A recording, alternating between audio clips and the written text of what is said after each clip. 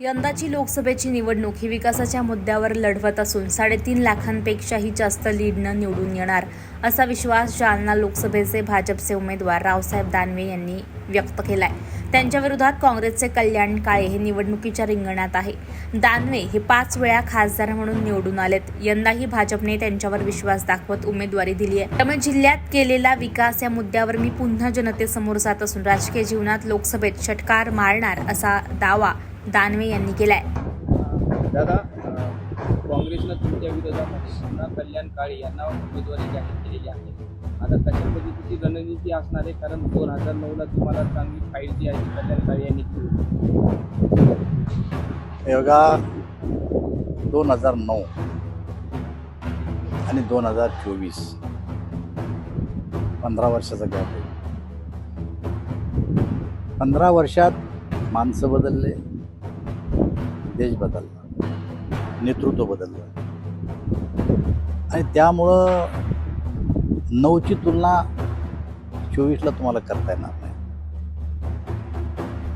माझी लढाई कोण्या व्यक्तीशी नाही आहे, माझी लढाई विचाराशी आहे। आज भारतीय जनता पार्टीचे विचार, या देशाचे प्रधानमंत्री नरेंद्रभाई मोदी यांचे विचार जनतेच्या मनामध्ये रुजलेले आहेत। या देशातल्या गरिबाला, शेतकऱ्याला, युवाला आणि महिलांना न्याय देण्याचं काम या देशाच्या प्रधानमंत्र्यांनी केलं।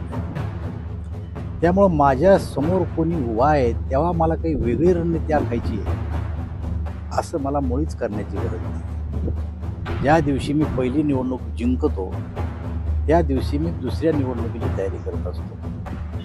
त्यामुळे मी आजही रिलॅक्स आहे, माझ्या डोक्यावर कुठलाही ताणतणाव नाही आहे आणि माझ्या विरुद्ध कोणी उभा राहिला आणि माझ्यावर टीका टिप्पणी केली, कोणाही करू द्या, केवळ काँग्रेसचे उमेदवारच नाही, कोणालाही टीका करू द्या, त्यांच्या टीकेला उत्तर द्यायची मला गरज नाही। मी ही निवडणूक पूर्णपणानं विकासाच्या मुद्द्यावर लढणार आहे। मी माझा फोकस चेंज करणार नाही।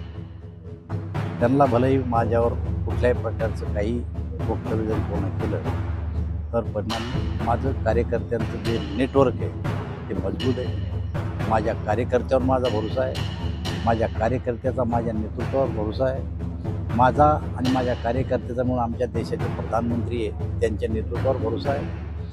आणि आज तारखेला जालना संभाजीनगरमध्ये जो काही विकास केला आणि जो सतत संपर्क ठेवला, जे आमचं वागणं बोलणं आणि जे काही व्यवहार आहे त्याच्या आधारे लोक मला मतदान करतील असा मला विश्वास आहे। आणि शेवटी जर कोणी माझ्यावर काही आरोप करत असतील तर या आरोपाचं उत्तर द्यायला माझ्या मतदारसंघातील जनताही सक्षम आहे असं मला स्वतःला वाटतं। ही लढाई विचाराची लढाई आहे, माणसाची लढाई आहे। देशोन्नतीसाठी सुयोग खर्डेकर, जालना।